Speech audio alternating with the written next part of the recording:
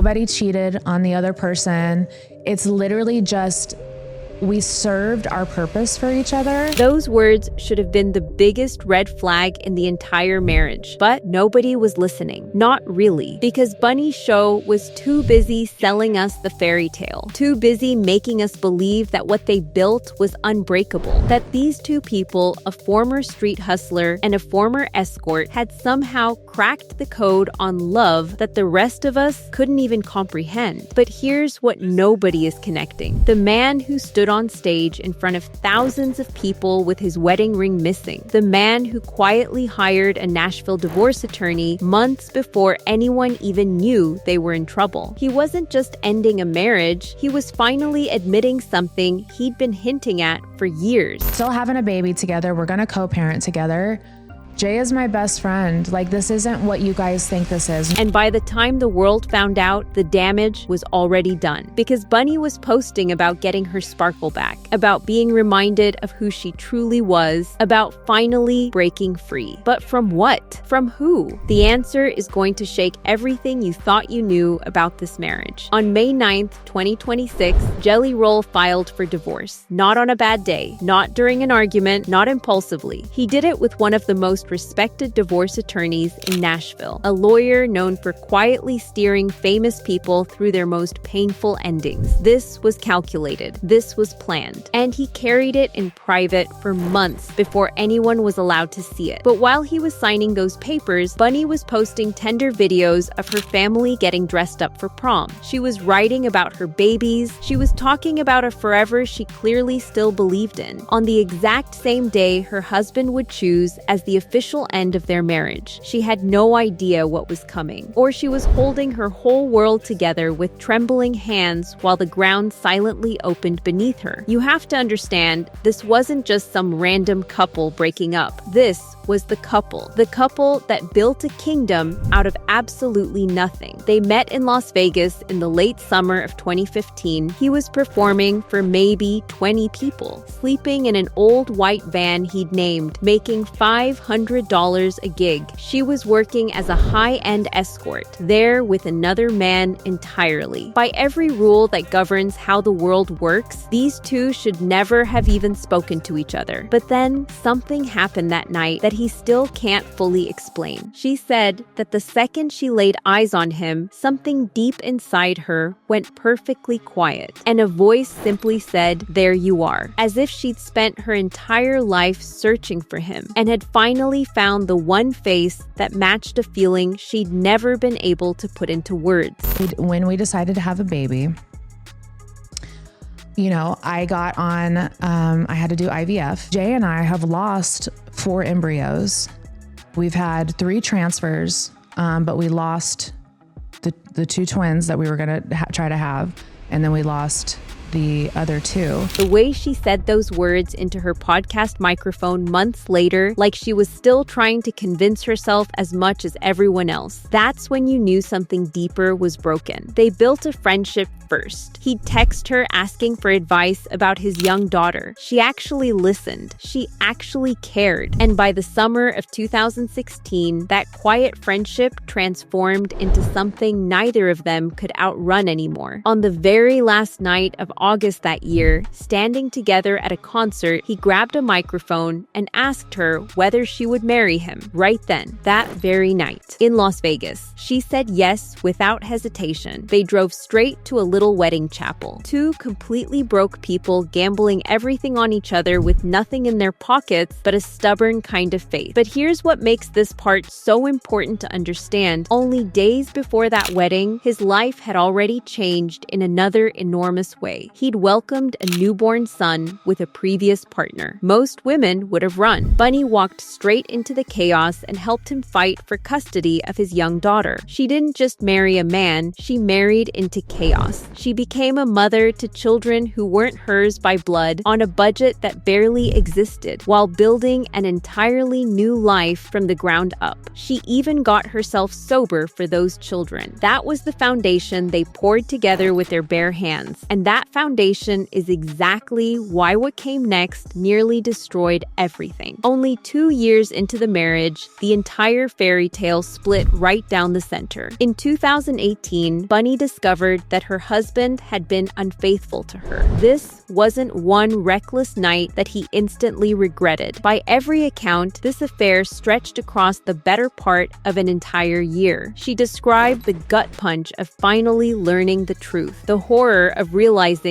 that the one person she trusted with all of her broken pieces had turned around and broken her all over again. She gathered up her life and went back to Las Vegas. By every reasonable measure, the marriage was finished. But then, years later, something shifted. Jelly Roll finally spoke about that dark chapter with a raw honesty that most famous men never find the courage to reach for. He called it one of the worst moments of his entire adult life. He admitted to the affair openly and without a single excuse. He spoke about the long, ugly, exhausting work it took just to attempt to repair what he had so carelessly shattered. He admitted he was surrounded by people who were cheating on their own wives, people lost in drugs, and he slowly became a mirror of whatever he chose to stand beside. He didn't soften it with pretty words. He didn't try to shift blame. He simply owned the wreckage. And Bunnie, in her own time, eventually reframed the entire devastating chapter. She wrote that their castle built in sand had to crumble completely so they could rebuild on solid ground instead. But, and this is crucial, it took years for her to believe he truly loved her again. Years before she stopped feeling disposable. That single word deserves to stay with you, disposable, because it reveals exactly how deep the wound was cut, how much trust had to be rebuilt one painful brick at a time. Here's the cruel irony. The harder they worked to repair their marriage, the more the world around them began to transform in ways neither of them could have ever prepared for. Bunnie walked away from her old life entirely and built something that belonged completely to her. She launched a podcast that grew into a genuine empire, pulling in well over 1 million downloads every single month. She climbed all the way to the top of the comedy charts. She was no longer the woman quietly waiting at home for a struggling artist to come back. She had become a star in her own right, with her own devoted audience, her own income, her own powerful voice that millions of people tuned in to faithfully hear every week. Meanwhile, her husband became one of the most famous men in all of American music almost overnight. The struggling rapper from inside that old white van suddenly had #1 songs, award show trophies, sold out arenas, a redemption story that the entire country fell in love with. He went from playing to 20 people in a tiny bar to filling enormous stadiums in what felt like the blink of an eye. In late summer 2023, the two of them returned to that same Las Vegas chapel where it all began and renewed their vows. She called herself the luckiest girl alive on that beautiful night. But fame is a strange and heavy thing to carry into a marriage that was still quietly healing from a deep wound. He was constantly out on the road. She was busy building an entire world of her own that no longer depended on him at all. Two people who once survived together inside the cramped space of a single van were now living lives so enormous and so separate that the silence stretching between them only kept growing wider. And somewhere deep inside that growing distance, the simple question of who they truly were to each other slowly began to lose its old and easy answer. Here's where Jelly Roll finally admits it, if you know how to listen. In the spring of 2025, he sat down for an interview and said something that almost nobody bothered to flag at the time. He warned that anybody who believes a marriage is a one-size-fits-all arrangement is eventually going to end up divorced. He said that any couple who thinks their relationship fits neatly into some standard mold is heading toward an ending within the next decade for certain. On the surface, he was talking about other people, about the general public watching at home. But go back and listen to those words again now, knowing everything we know, and they stop sounding like simple advice. They sound like a man quietly describing the exact pressure that was slowly crushing his own home. Think about that. He literally told us the marriage was dying and we just didn't hear it. These two never once pretended to have a traditional marriage. Bunnie had spoken openly openly about how their relationship always operated by a completely different set of rules than most other couples. She explained how a former working girl and a former street hustler simply do not love each other the same way two people raised behind white picket fences do. Their version of commitment looked nothing like what most people picture when they hear the word marriage. For many years, that difference was the entire secret behind their survival as a couple. But marriages built on that kind of freedom, that kind of unconventional structure, they require both people to keep choosing that same unusual shape again and again and again. And somewhere along the way, one of them stopped. There's one more piece to this puzzle, and it's the most painful one. For years, these two carried a private ache that most of their fans never fully understood. They desperately wanted a child of their own together, and her body kept making that dream nearly impossible to reach.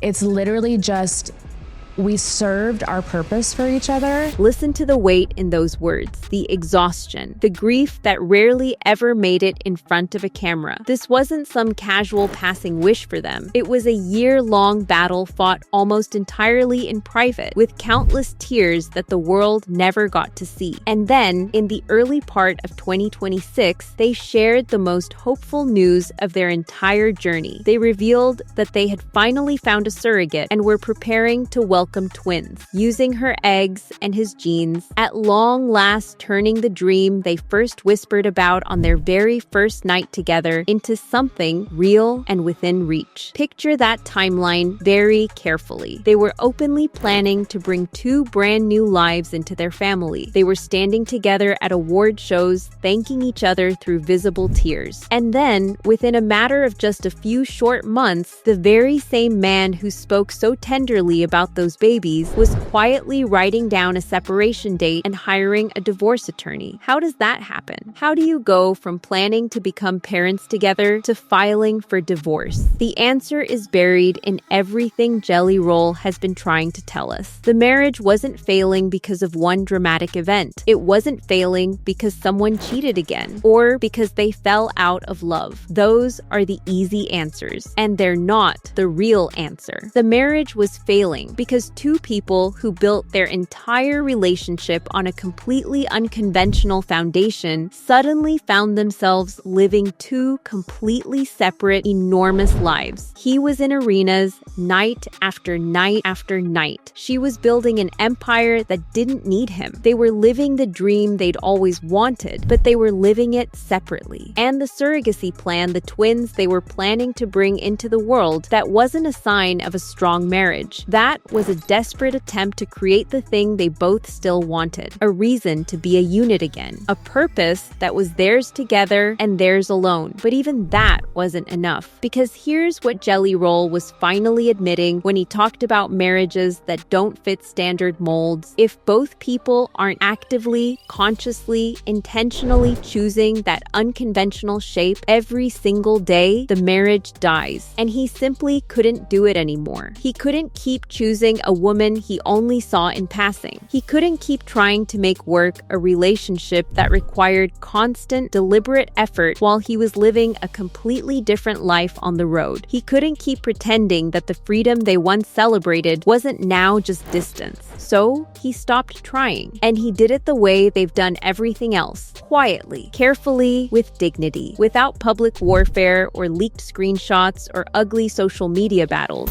It's literally just, we served our purpose for each other. Those words, her words, spoken into a microphone while her marriage was already dissolving, they're the most honest thing anyone has said about this entire story. By every sign available, they're trying to end this the same way they survived everything else they ever faced, quietly and entirely on their own terms. The people surrounding them keep returning to that same gentle phrase, a mutual decision, a private family matter. He threw threw himself straight back into a massive tour, doing what he's always done, pouring everything into his art and his work. She very visibly began reclaiming her own identity, posting about her sparkle slowly returning, stepping back into the spotlight as a woman who flatly refuses to be defined by any man, even one she clearly loved this deeply for this long. And the twins, the dream they were supposed to have together, that part of the story is still being written. But here's what we know. Two people who fought through addiction, betrayal, near bankruptcy, sudden, overwhelming success, and the heartbreak of multiple miscarriages, looked at each other one final time and quietly decided that loving each other no longer meant staying together. The truth that Jelly Roll finally admitted, not in words, but in actions, is that some people are meant to save you at a certain moment in your life. And then, when that moment passes, when you've both been saved and transformed and lifted up, staying together becomes the thing that slowly drowns you instead. Their marriage didn't fail. It was always designed to be temporary, a bridge from one version of themselves to another. And the cruelest part, they both succeeded at exactly what they set out to do. They saved each other. They rebuilt each other. They transformed each other, but they couldn't stay together while doing it. So the real question isn't why did Jelly Roll divorce Bunnie Show? The real question is, how did two people who love each other this deeply find the strength to let each other go? And maybe, just maybe, that's the most beautiful part of their entire love story. Not the van, not the chapel, not the twins they were planning, not even the redemption that made them both famous, but the quiet, aching dignity in knowing when to say goodbye. Jay is my best friend. Like, this isn't what you guys think this is. Nobody cheated on the other person. Because in the end, she's right. It wasn't a failure. It was exactly what it was supposed to be all along. Two people serving their purpose for each other. And then, when that purpose was served, two people brave enough to walk away, still calling each other their best friend. That's not a divorce story. That's a love story with an ending that most of us are too afraid to ever write for ourselves.